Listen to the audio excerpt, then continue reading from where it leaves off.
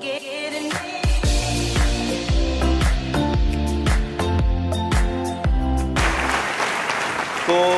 आज फिर कुछ पढ़ने का दिल किया तो जी टॉक्स के प्लेटफॉर्म पे आ गया।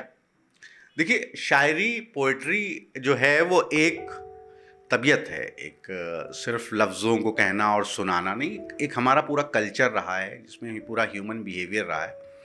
और शायर और पोइट्स जो थे वो सोसाइटी के रिफाइंड लोग हुआ करते थे। तो अगर हमारे सोसाइटी के जो विलेंस हैं वो पोएट होते तो शायद वो लोग बेहतर होते, वो इतनी विलेनी ना दिखाते समाज में। तो वहाँ से मुझे एक आइडिया आया कि रावण जो कहते हैं कि एक बहुत पढ़ा लिखा विद्वान था, पंडित था, लेकिन फिर इतनी विलेनी कैसे आई? वो इसलिए आई कि शायद रावण पोएट नहीं था। तो मेरी पोएट्री का आज नज़्म का जो शीर्षक है कि रावण अगर पोएट होता। रावण अगर पोएट होता तो शरीफ होता, वो हक और मर्यादा को समझता और नाम के चक्कर में कागजों पर तो बिसात बिछाता, पर जिंदा कत्ल तो शायद ही सोचता। रावण अगर पोएट होता तो जिंदा कत्ल तो शायद ही सोचता।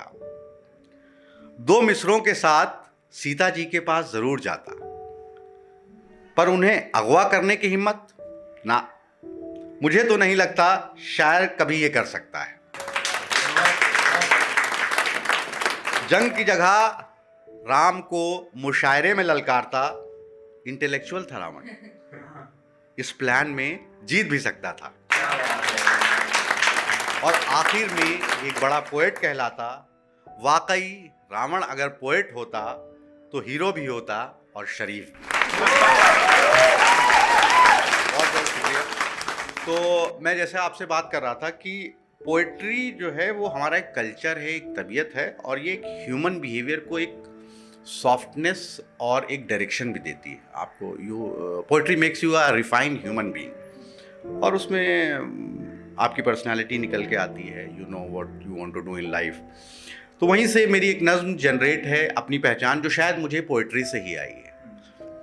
तो अपनी पहचान मैं आपके सामने हाजिर कर रहा हूँ कि रोज़ी के साथ ईमान चाहिए, कमाने के, बहुत अच्छी, रोज़ी के साथ ईमान चाहिए, मुझको अपनी पहचान चाहिए, बहुत और सर झुकाना मेरी मजबूरी ना हो, इबादत के लिए अक्ल का फरमान चाहिए। ईगो में आ जाते हैं हम लोग, कुछ पोजीशन जब हासिल कर लेते हैं, लेकिन जब कोई शायर पोएट होता है तो या आर्टिस्ट होता है तो उसको इन चीज़ों का इल्म होता है। आपने अधिकारियों को देखा होगा, बड़े अकड़ के चलते हैं, लेकिन अक्सर आर्टिस्ट, बड़े आर्टिस्ट को देखा होगा, उनका बॉडी लैंग्वेज बहुत सॉफ्ट होता है। उसी से रिलेटेड अगला शेर है कि अपने ऊंचे दामों से मैं खुश नहीं होता, आंखों में इनकलाब का तूफान चाहिए, और मुस्कुराओ जिसे भी देख कर तो ये सोच लेना, गमों के वास्ते भी कोई इंसान चाहिए।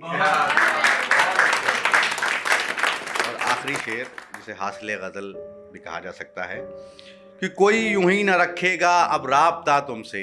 देखिए दुनिया क्या है, कोई यूं ही न रखेगा अब राब्ता तुमसे, तुम्हें खुद में भी एक दिलचस्प इंसान चाहिए, रोज़ी के साथ ईमान चाहिए, मुझे अपनी पहचान चाहिए। बहुत बहुत शुक्रिया नवाज़िशों का आपके। और मैं देखने वालों से कहना चाहूँगा, जी टॉक्स को आप बहुत इनकरेज कर रहे हैं, बहुत अच्छे से हमारे व्यूअर्स बढ़ रहे हैं, और अब जी टॉक्स फेसबुक पे भी है, तो आप सब्सक्राइब करते रहिए। अच्छा लगे तो तारीफ़ ज़रूर कीजिए, और अगर कुछ अच्छा ना लगे तो वो भी रिव्यू हमको दीजिए, ठीक है?